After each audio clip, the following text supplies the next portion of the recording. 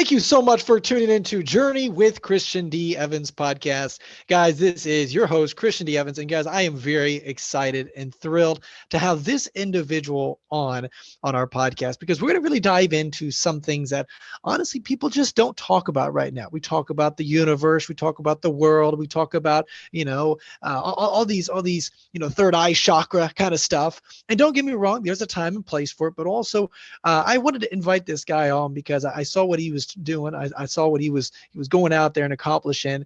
And, obviously, he's a world changer, right? And so we want world changers on this podcast. So guys, ladies and gentlemen, he serves as a pastor in a small town where he lives a quiet life with his wife and 2 children.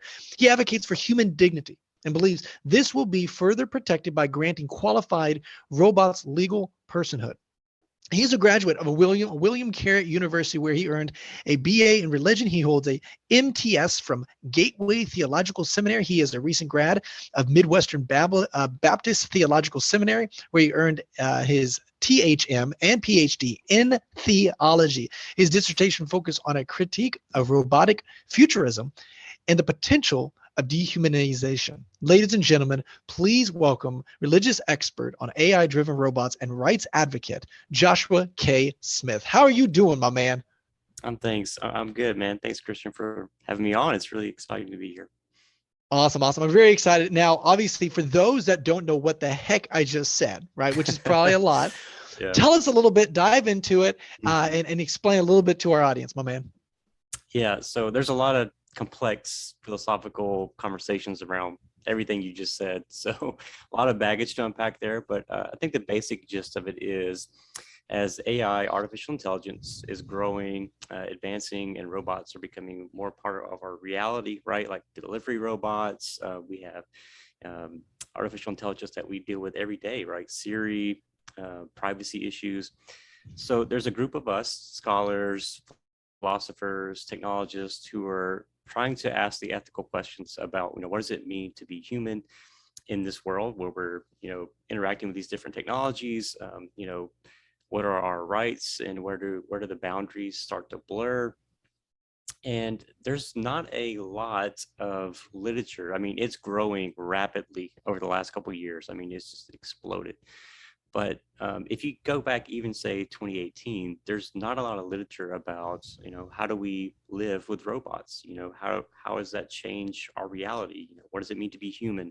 What does it mean to be a person? And how will that change the legal system that we know, right? There's already been challenges with cyber law over the last 10 years, but now, as we have little robots like delivering food and different things, it becomes more of an issue because guess what? Pedestrians also share those spaces, right? And this is more so a reality for those in the East, Japan, Korea, China. But for us in the U.S., it's also starting to become more of our reality as well. So, how do we think about technology? How do we think about it ethically? And there's more literature coming out about how this impacts our planet. Right. And so it's not only impacting us on a psychological level, but it's also having a physical impact on our planet as these technologies develop and as we either desire to create more or, take a step back. So, a good question to ask is, should we create these things? Do we really need a self-driving car? Well, that's a good question because what if a self-driving car actually reduces the cost of living? Because, we're not paying billions of dollars for damage insurance anymore. The death rates go down from traffic accidents. That's a good question to ask. Like, is this a technology worth investing in? Then on the flip side of that, does it change us because, okay, now it's irresponsible? If that truly is the safer option, is it irresponsible to drive a car yourself to work? Should you be using the self-driving car? And so these are not just, deep philosophical questions that we ask, but they have practical impacts on our life. And I think in the days to come, these are the questions we're really going to wish we'd have thought longer and deeper about because it's going to happen so quickly. And Christian, so many times you kind of hear, when I tell people what I research, they either make a snarky remark and brush it off, because they're like, oh, you're researching the Terminator or Skynet.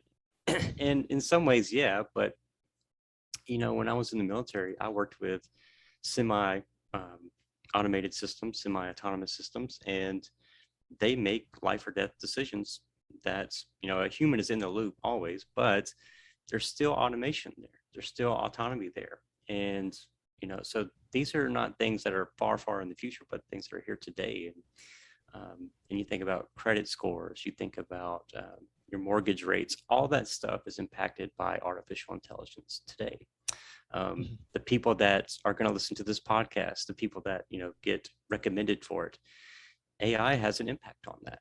The people that you see on Twitter or Facebook or Instagram, an algorithm is constantly assessing that, YouTube, all those things. It really does matter. But it also matters because it's embodying us in a way, right? It's taking our prejudice, it's taking our biases, and it's using that to make decisions for us on our behalf. And so, when you talk about dehumanization, I think about that. It's really important to me in my research, and even as a religious person who counsels people, who tries to help people kind of, love each other, be kind to your neighbor, do good, do social good, and all those things. But yet, at the same time, we have inconsistencies, right? We for whatever reason, because of where we live or where we grew up, we might have racial biases and may not even be aware of it. But you start to see that in technology as well, right? Because it's value laden. So there's all these values that become a part of the technology we create, because guess what? We created them. And so it matters. All this stuff matters. And in a nutshell, all of my research is just trying to make the world a better and safer place, not just for the human, but also for the creatures that we might potentially create. So you think about CRISPR and other technologies where we were actually modifying children and thinking about that, so what if there comes a time where these children are less than human, right? They're not fully biological, in the sense of, a mom and a dad, sperm and ovum come together, but they were made in a lab. Are they less than human? Are they afforded the same rights as, biological children? And so these are the questions that seem like science fiction, but they're a reality for us today. Definitely 100%. And I really appreciate you bringing that up, because you're exactly right. You have to have these conversations, because if we don't, and we're naive about it, it will come, and we have to obviously lead ourselves and lead the next generation. So my question to you is, what problems do you see that could arise because of this conflicting situation a little bit? And where do you, where's your opinion on some of these situations, these problems? Yeah, so let me just say up front that I'm not anti-technology or anti-robots or AI or any of that stuff, right? I think we really have to take a step back and understand that it's neither a savior or destroyer just on its own. Like it has a purpose. So let's take like a sex robot or a war robot. They both have a very distinct purpose, right? They're created for a certain purpose, and it's usually not going to go much further than that. So they have different ethical codes that they should operate within, like just like a medical robot, right?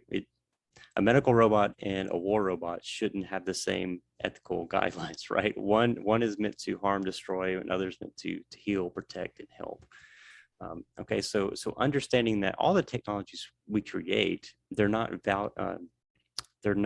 value neutral. They're value laden. And so, people say, well, you can't, encode ethics into a machine. And I would argue that you can, because if you make a medical robot, you're making it in a particular context, right? So in the US, it would hopefully be created to fall in line with the Hippocratic Oath, right? Do no harm. It should protect the patient's privacy and all those things that we would expect from any healthcare worker. And so it's not as complex as, okay, it's just like children in a way, that they may not understand the philosophy of ethics. They may not read Kant or Plato or Aristotle, but they know when they lie, right? They know when they do something bad. They may not understand the complexities of it, but I think in some way that we can encode that to robots and AI. Now, are they synonymous with humans? No, I'm not arguing for that. And there's not many people that would. There are some fringe scholars out there, but for the most part, most of us are just normal people who really care about protecting others. And the biggest issue is that how do we protect humans from ourselves? Because we have these tech companies, we have others that you and I really have no control over, unless we're investors and trustees and such. But they're making these things. So Tesla comes out and says, we're going to make a humanoid robot. We're going to make a human-like robot. Okay, well, we have no control over that. But what we can do as consumers is say, hey, we have concerns about this. We have serious concerns about what you're doing and what you're going to use it for. Take the space race to Mars, for example. And I just saw that Musk is he's asked the UN to make plans for donations so he can help solve world hunger. And I think in a way that's going to kind of mirror what happens with robotics. If we call these billionaires, these huge tech companies to accountability, I think it could be a positive force for change in our world. But if we don't have this conversation, like I said, then we're leaving it into the hands of these tech billionaires to shape our society for us. And as we've seen with Facebook, that hasn't gone so well. And so we need to do better. And I think more people are learning about the privacy issues. And most people just frankly didn't know what was happening with that data, right? And so likewise with robots, it's all about power. It's all about money. And data is the new oil in a lot of ways. And so if you think about what a robot is, it just collects data, right? It's sensors, it's, different mechanisms that work together, but it's sensing the world around it. And so a delivery robot on the street, how can it drive from point A to B? It has to be able to sense the environment around it, right? And so it's taking in faces, it's taking in environments. So if you think about that in our data-driven world, that's a pretty powerful tool in the wrong hands. So we need regulation. We need, and that's a lot harder to do than you think, just regulating a small robot to go down the sidewalk. If you think about the potentials for harm and bylaws and all the things that go into our local governments, it's pretty complex. And so self-driving cars, you think about a robot that can walk around and has different extremities that can touch things and interact with you and potentially do even more damage. And it gets even more complex. And so we don't have as much time as we think we do to really get these issues right. And one scholar and friend, as a lawyer, Jacob Turner, he asked us to think about it this way. If we had 200 years or 100 years or even 50 years to think about climate change, wouldn't we want to start asking those questions, 150, 200 years ago? And so we keep putting off the robot question or the machine question, and that's not going to end well in our favor. And so we really have to ask these questions. And I think robots, quite frankly, are a good opportunity to think about these questions again. And what does it mean to be human? What does it mean to be a person? What does it mean to love? What does it mean to hate something? All those things are really deep philosophical questions, but now we have the chance to talk about them with people we may have never had the chance to talk about it with. And being a religious person, being a pastor and theologian, I have a chance to interact with people I never would have without robots, so to speak, right? They've opened up a new media for us to dialogue about.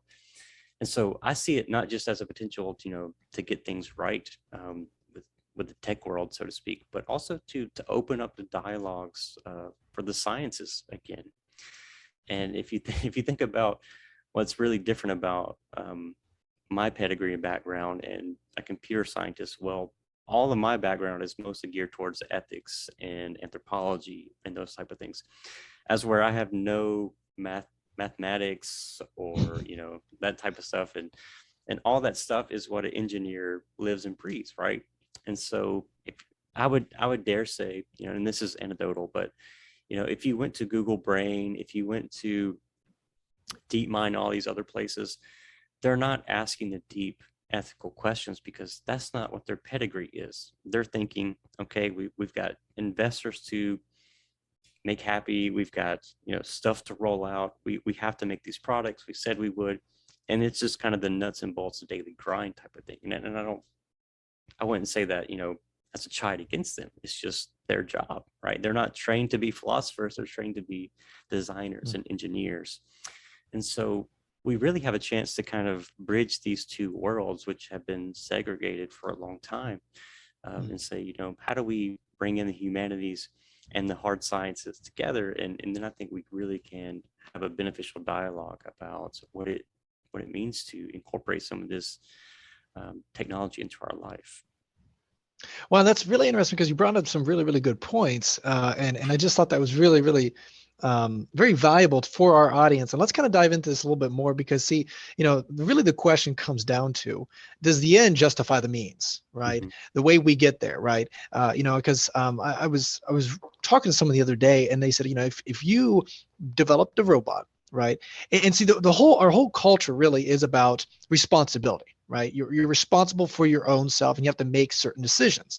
But what if, for example, if you wanted to help someone by becoming less obese, and then you have a robot that sits there and basically regulates that person and basically, now does the end justify the means? Because you've taken that responsibility from that person. You've taken that freedom really from that person and saying, hey, you no longer can make these choices by yourself. You keep eating fat foods and all this stuff. Well, what I'm going to do is I have a robot now that just basically automates that whole process for you.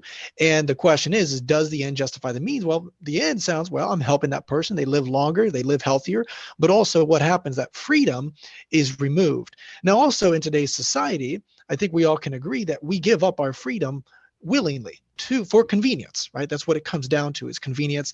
You know, obviously I know these tech companies, they have my location because I put on my location because I want to use the GPS, right? It's convenient. Obviously you want to have food come directly to me, whatever it may be.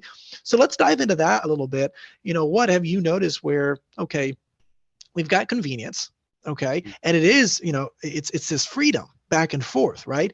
And does the end justify the means in some of these circumstances? If you could solve, you know, world hunger or distribution or whatever through, you know, technology and these, you know, AI, does that justify it? Or again, is that freedom back and forth? So I'd love to kind of get your response on that. That's a good question, and I think we'll have to answer that more and more as each new iteration of technology comes out, because, you know, I think about this in the medical field, right? Would it be unethical to not make certain advances with AI, right? You know, if we could take a Luddite approach, right, which is the, you know, anti-industrial automation perspective, that, you know, all this stuff is just hurting the local workers, and there's a Luddite revolution and all that stuff. And so, you know, we could take that approach and say, let's just do away with technology. Well, you know, that might be unethical because, you know, we're making advances in people's lives, right? You know, prosthetics, you have different medicines that we develop that might give people, you know, a better life, and you know, cochlear implants and different things. And so there's no limit to what good we can do with the technology. The question is, how will we ensure that good comes out of it? And so, you know, Machiavelli, the end justifying the means. I think a lot of tech companies take that perspective. Like, we're providing a social good, so what should it matter if I take all your data or, you know, sell it?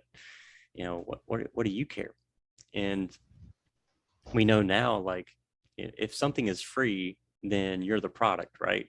And that's a hard reality of the world we live in. You know, we just had a third baby, and even just going into the hospital, there was a facial scanner that took your temperature. It's like, I never gave anybody permission to scan my face, but I had to do that to enter the hospital, right? And so, and there was a guy in China who actually sued the Chinese government because of that, right? And won, because he was going to the zoo or something like that, and they had his face in a database, and he was like, well, that's not right. I never gave you that information, you know? And so I think in some places we're kind of encroaching on that, especially in light of the pandemic and different things. Like, technology just kind of got pushed up maybe 5-10 years. And my mother-in-law was like watching something last year and it was talking about medical robots. She was like, that's your research. And I'm like, well, kind of, yeah, kind of it is, because, and that's my thought process, is that these technologies kind of come in as a somewhat savior in certain times, and especially in light of COVID. Now the problem is they're not, right, and they have malfunctions. They're not perfect. They have, I would say, our fallenness with them. They're not ever going to be, there's always going to need to be maintainers and that type of thing. And sometimes things just don't work. And if you're a coder, or if you've ever done anything like that, you just know sometimes there's bugs and you don't know why. Sometimes the AI makes a decision, you don't know why it made that decision. Because you're just feeding it data. Anyway, back to the medical question. The real good of AI and robotics, I think, is that it can give us a little bit more room. Say, for example, you have an AI or a robot that is assisting a physician, and the robot has time to kind of go through the nitty-gritty details and to really get in the muck and the mire of all these things, diagnoses and all that stuff. So the doctor has more time to be with the patient. I don't think we should use this technology to replace the human. Okay.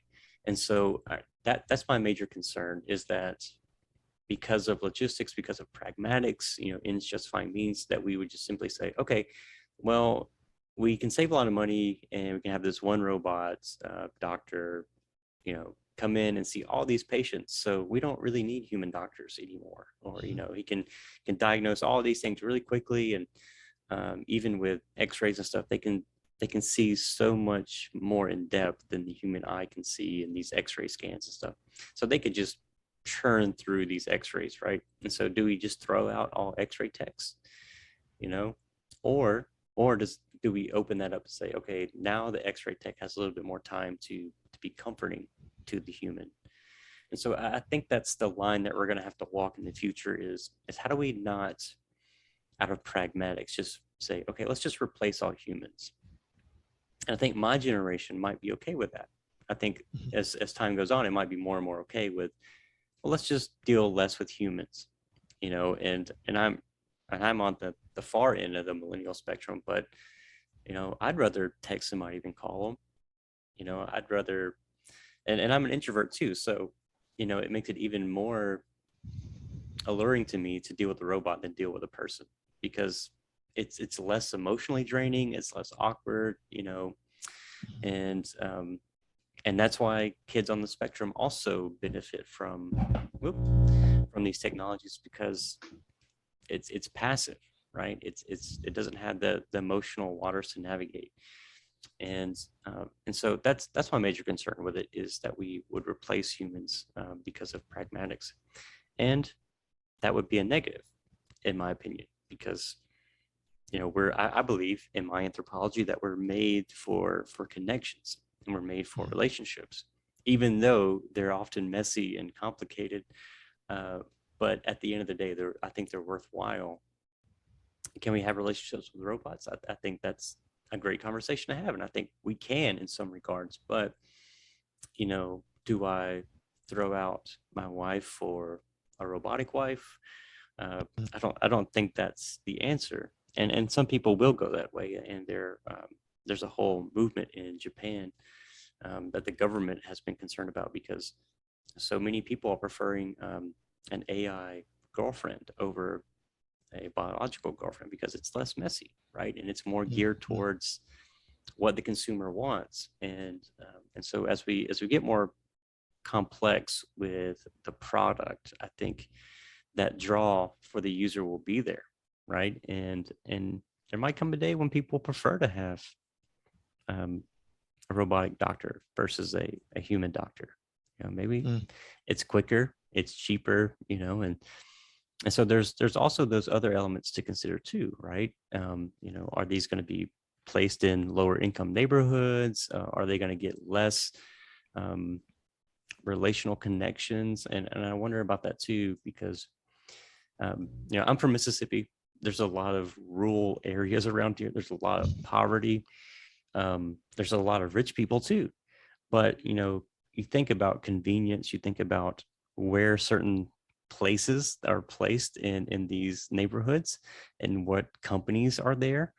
And it's like they know people are going to go for what's expedient. And, they'll go to Dollar General, which is just like a small grocery store that is really expensive if you really think about it, versus going all the way to a Whole Foods or something else, or a Kroger, because it's out of the way. So pay the extra money just to get the item quicker, or even Amazon, right? It's just Mhm. it's more convenient, and so I think that's a question of robotics as well. Is this something that we're willing to just say, you know what, ends justify the means? Let's just pull the trigger on it. It means a safer world, so to speak. It means AI is used to police neighborhoods, right there. If you've seen the movie Minority Report, and remember Mhm. that story about these oracles that could see into the future, and so they started arresting people like right before they committed a certain crime.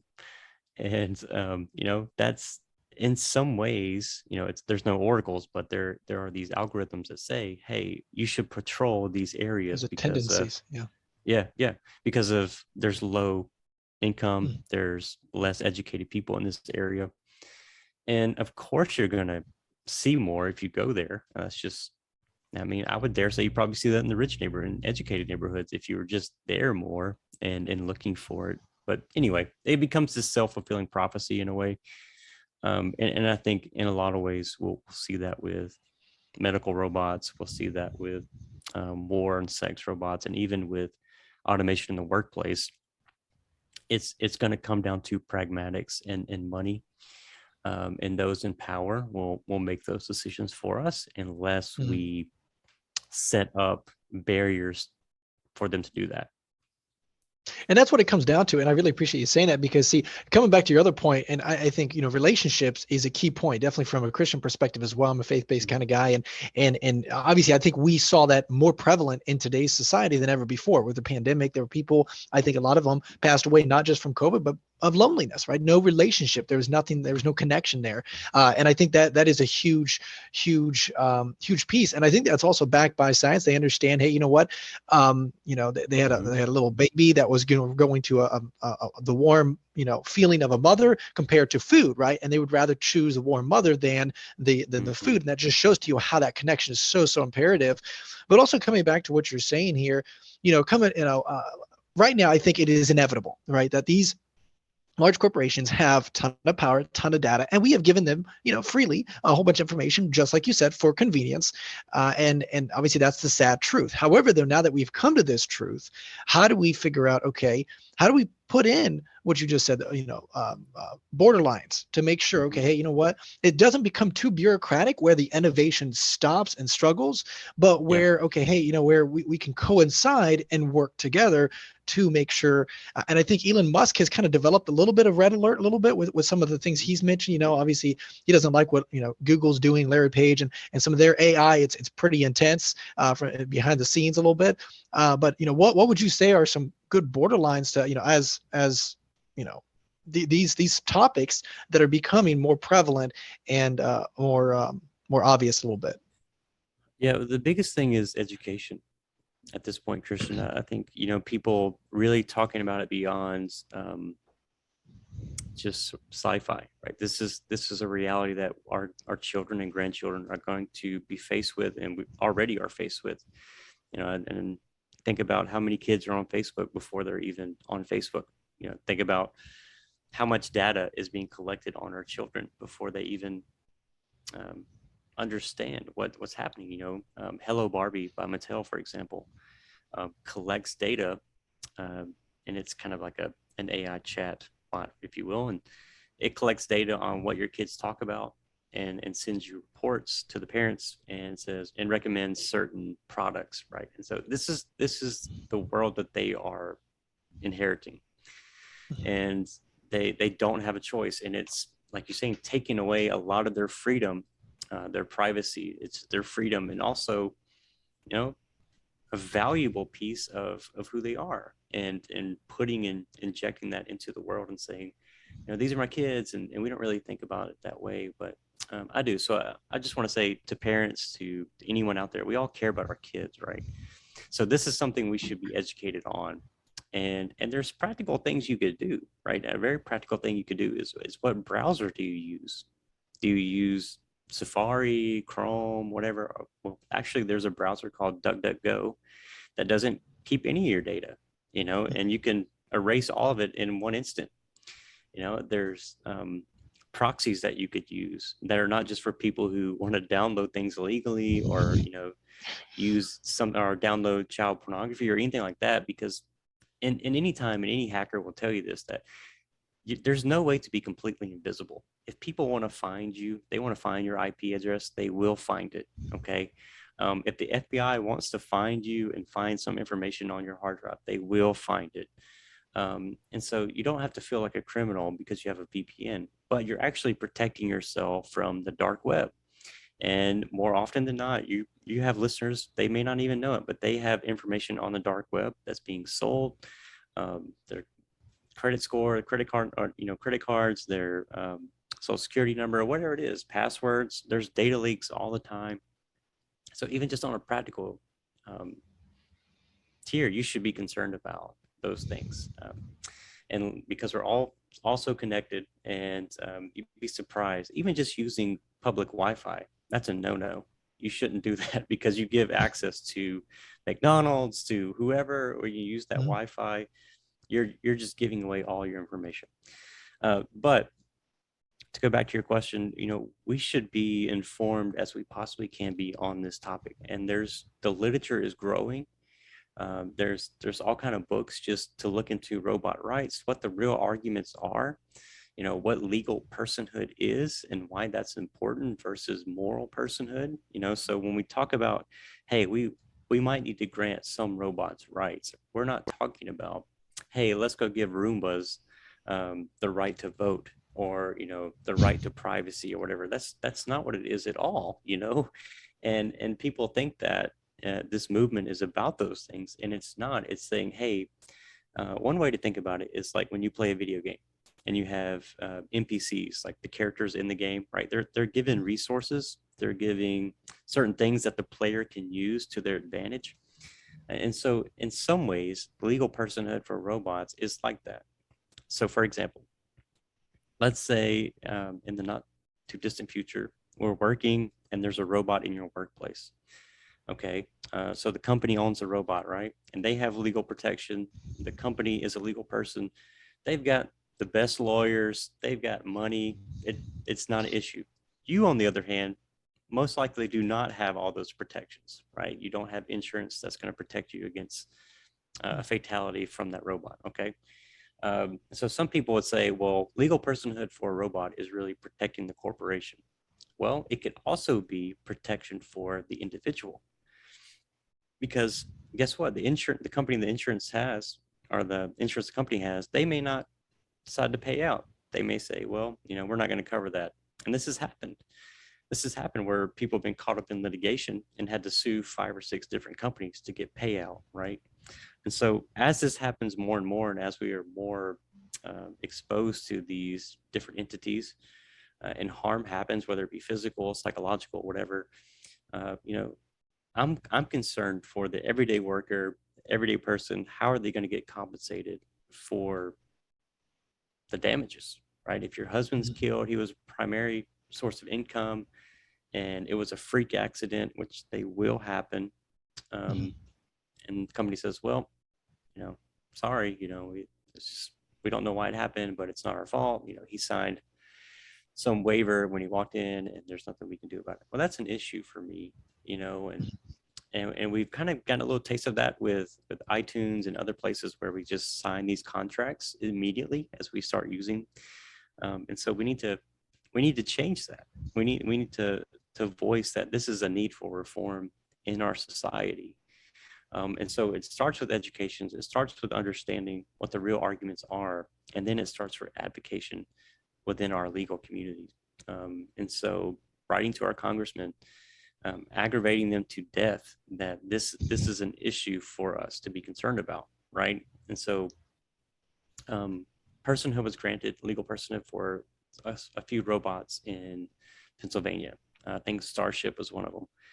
And so how is that going to change that community, right? And it's something that we should be concerned about. How's it going to change the congestion on the sidewalks? What happens when, a kid is hit with the robot, or, and some would say insurance is going to cover all that. But I don't know about you, but corporations are rich for a reason. They're wealthy for a reason. They bleed money, and so to me, to say that they have the best interest of the public at hand is foolish. And that they're not just going to concede there. And they might on small claims, but for the most part, the power is going to be in their hands. And so in some ways, this is about bringing some equality to it, because it's complicated.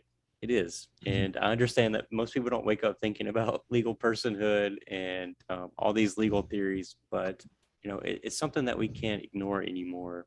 And so even just reading introductory texts about legal theory will help them see, like, this is not a crazy argument to say that we should argue for legal personhood for some robots, and that they will be a part of our life.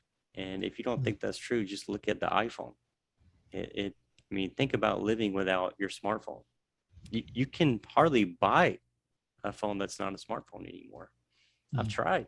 It's really hard to try to break away from that. It's like it's not even a choice anymore. And so add on top of that an entity that can wash the dishes, or take the dog for a walk, or whatever, or babysit, and now you have an even more intimate relationship to that piece of technology. And I think that's coming. I don't think that's far-fetched anymore. I don't think that's flying car type stuff, but I think that's something that we'll really have to deal with. And it has nothing to do with what the capacities are, mental capabilities for the robot are, but our projection onto that entity. And that is, when I talk about dehumanization and all those things, that's what I'm talking about.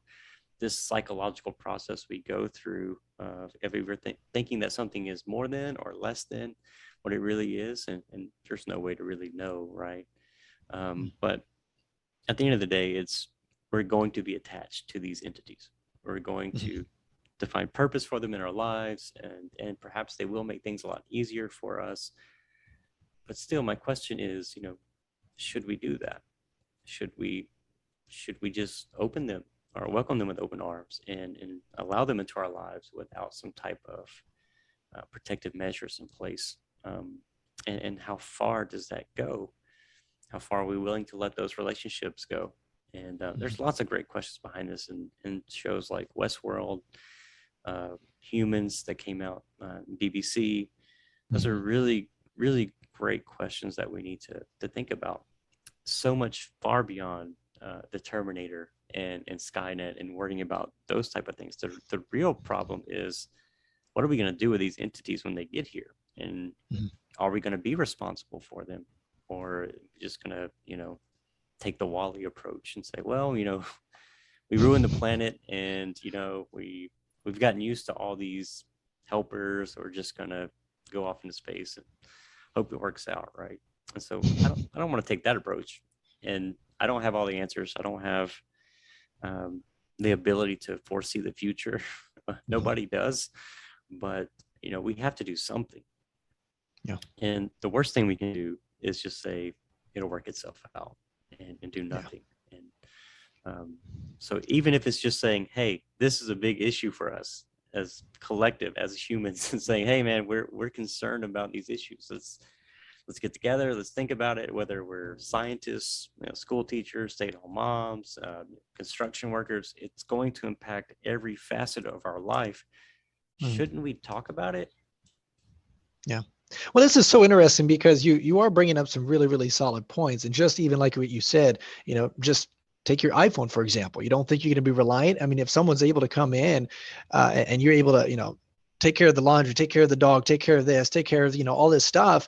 And, it's $500 a month, why not, right? All of us, I mean, I don't know what that looks like, but why not, right? It's convenience, right? That's what it comes down to. Now, also, I'd like to dive into a little bit, definitely you and I are both, Christian men, right? And we understand there are absolutes in the world, right? Mm-hmm. And obviously with that, you've been talking a little bit about this, ethics, right? So, programming and developing. And that's why I think this is such an imperative conversation to have, definitely as Christians, because we have to say, hey, there has to be some absolutes that we've been able to program or develop or produce in these AI, right? In this AI. So I'd like to get your response a little bit, because I think you had some really good action steps on, you have to get educated. We have to have these conversations. We have to talk about it, because otherwise all of a sudden you wake up and like, oh my gosh, what just happened, right? And so I'd like to talk a little bit about, absolutes, developing that a little bit, and developing that in the coding, and what's your thoughts on that? Yeah. Well, it's complex too. And this is something that I've written on recently in a book that's coming out later, hopefully next year. But, the question of robot ethics that's the world that I live in a lot of ways, because, what does it mean to be good? What does it mean to be bad? What are good and bad actions? And whose ethical theory are we going to use to determine those actions, right? And so you're right. I believe in absolutes. I believe, for me, and this is what I tell to my friends who don't share this belief, that for me, everything that's good or bad, I have to take from a source somewhere. I don't just make up individually. My feelings don't just tell me, hey, this is good, this is bad. But in so many ways, that's where we are today in our society. And I don't want to say that this is a us versus them type thing, because that's not what I believe. And so I think with robotics, this is another positive lens to it, right? Is that we get to have these conversations with people who are of different faiths, who might have no faith, who might be considered atheist or agnostic, and say, why would it be wrong for the robot to euthanize this person? Why do you think that this would be a good or bad action? And a lot of people will say, it's a kind of eclectic rag bag. And I think this is true for us as well, is that we don't just, take the Bible and then download it into our brains and then completely synthesize all that it has to say. No, we take the Bible, and I think you see this even within the Old Testament, New Testament, is, okay, God says, basically, here's the 10 things we should be about. And basically 2 things, right? Love God, love your neighbor. Okay. But what does that mean when my ox kills another neighbor's ox? Or, God forbid that the ox, known to be violent, known to be, a bit reckless, kills another human. How do I deal with those things? And that's why you have this whole section in Exodus about these ordinances. And so in our modern terminology, in our modern thinking, it would be a similar conversation. What happens when my robot or, my Roomba goes crazy and blows up and, harms somebody else's Roomba or toddler or whatever? How might I make this right? And I think that is a very biblical question that we should think about and not just dismiss it. Because I think a lot of Christians, and I'm putting on my pastor hat now, a lot of Christians will say, well, we should only be concerned about humans, period, right? We're not concerned about animal ethics. We're not concerned about ecological stuff. But I don't think that's being good stewards, even if that's true. Like I believe that we're made in the image of God. However you want to read that text, there's a lot of confusion about that. But I think what it means, Christian, in my study and research, is that we are stewards of what God gives us, right? We are given moral agency, we are given moral patiency, all those things that we could take care of the planet, and not just take care of it, but that it should thrive. Like when it says, fill and subdue the earth, that's not just talking about humans. I think it's talking about animals. I think it's talking about, making sure that the planet that we have is a sustainable ecosystem, and that it thrives, and that it's beautiful, and I think diversified, right? And so I think that brings glory to God. And so, I bring that into these conversations as well with others, because they may not have an ethical system per se of why they think it's wrong or right, but they do value the same things, right? They want humans to be protected. They want the planet to flourish. They want us to take responsibility no matter what ethical creed you have. And so, and I think Christians are really missing out on a big conversation by not engaging in this dialogue, or just we're missing out on even having our voice heard in the democratic dialogue because we're not in there. You think about, people who are invited to these conferences. You think about people writing papers and books and experts in these fields. Some of them Christians, sure, but I would think the vast majority do not hold our confession. And so that's kind of a shame, is it not? That maybe that's, skirting our responsibility to be a part of that dialogue and say, okay, you reject Aristotelian metaphysics that, an acorn becomes an oak tree. Okay, that's fine, but I think that's by design. I think it's within the design of the acorn, it has potential to be a oak tree. Within the design of sperm and the ovum, it has the design potential to be a human being from early on. And so there's so many periphery issues that go so far beyond AI and robotics, but we're not even in those conversations because we've procrastinated. We've put this conversation off, and I kind of, it upsets me sometimes because I'm like, we've missed such a big opportunity to be world shapers and crafters and to help and love and serve our neighbors in this way. And so, I think sometimes, if Jesus were here, would he be on the dark web? Would he be, in these conversations about sex robots? I think absolutely he would be involved in those conversations and try to love people and talk to them and engage with them, because these are in many ways the social pariahs, the outcasts, the others. And so, man, there's just not a point of Christian theology or anthropology that these subjects don't touch on. And it's strange to me. And so I'm trying to encourage people as much as I can, get involved in this stuff. It's weird. There's some crazy stuff in it, but there's also a lot of good, and there's some really good people within these communities who really care. And I've made a lot of friends this way. I have. I'm like, through Twitter and other places, I've made sincere friends through talking about robots and AI, which is fascinating, right? And not that I'm trying to convert them or anything like that, but just real friendship and just the benefits of that alone, I think would be worth the conversation. But if we have a chance, which is different for us in the US, in Europe and other places, there are religious scholars having this conversation. They're being invited to different places. It may not be as much as engineers or computer scientists, but at least it's happening. In the US, it is not happening. And so, man, we've got to step up the game, so to speak, and get involved and do whatever we can, start conferences, write books, blogs, whatever we can do, podcasts.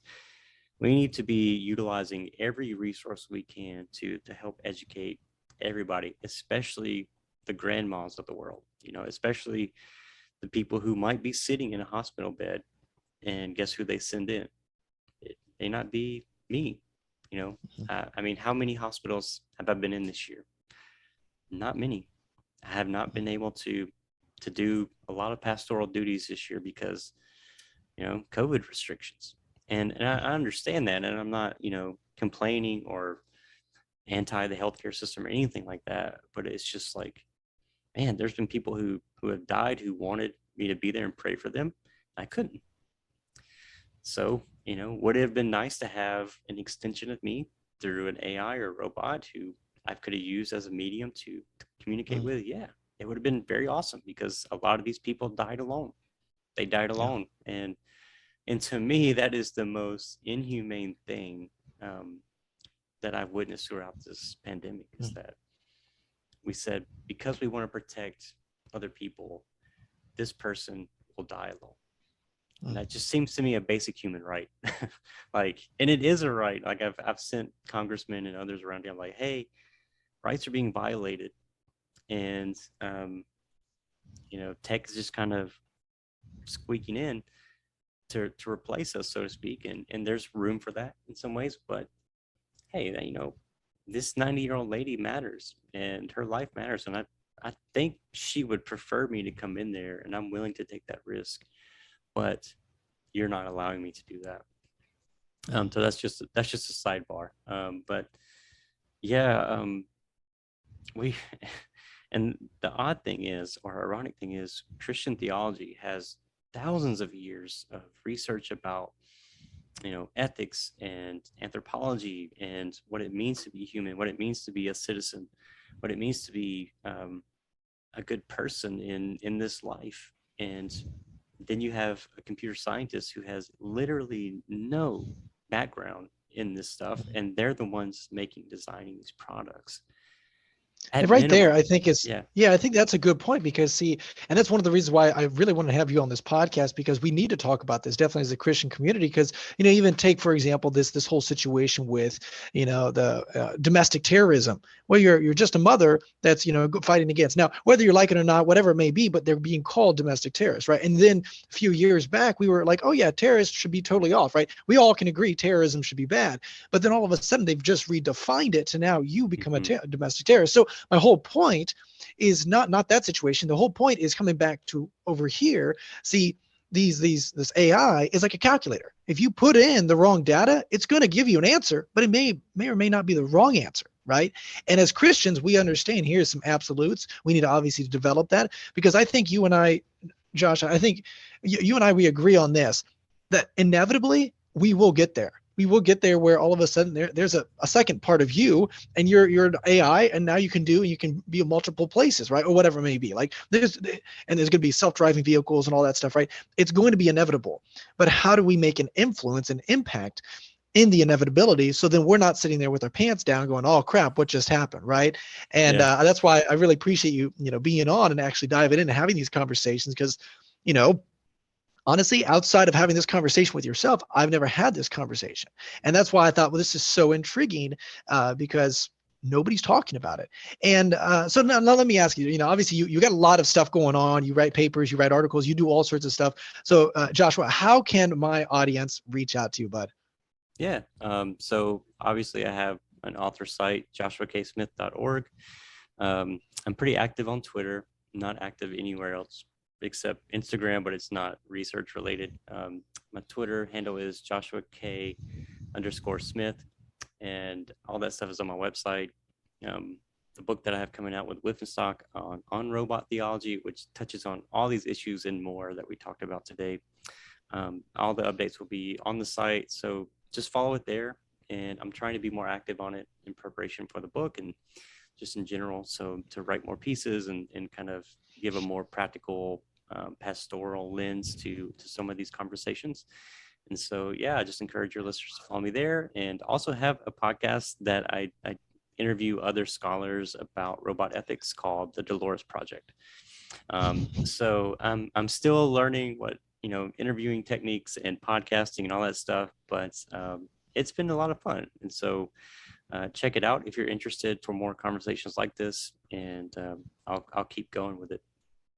Awesome. Thank you so much. And guys, those links will be actually in the description below. So make sure you click on those. Make sure you consume Joshua's stuff and really just dive into some of his stuff. We need to have these conversations, and it actually really, elevate your way of thinking about that community.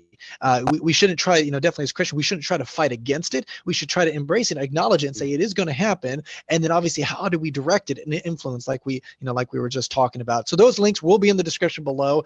And Joshua, before we let you go, again, I really appreciate your time and just, sharing your expertise in this subject, having these conversations, talking about it. So, and before we let you go, though, is there any last words of wisdom or anything you want to share with our audience? No, there's nothing new under the sun. Just take responsibility for what you've been given, and do the best you can. And everybody matters. So. That's it. Awesome. Well, thank you so much, Joshua K. Smith. Guys, that is Journey with Christian D. Evans podcast with this incredible man. Guys, go ahead and take a look at those descriptions. Share this with a friend or family. And until next time.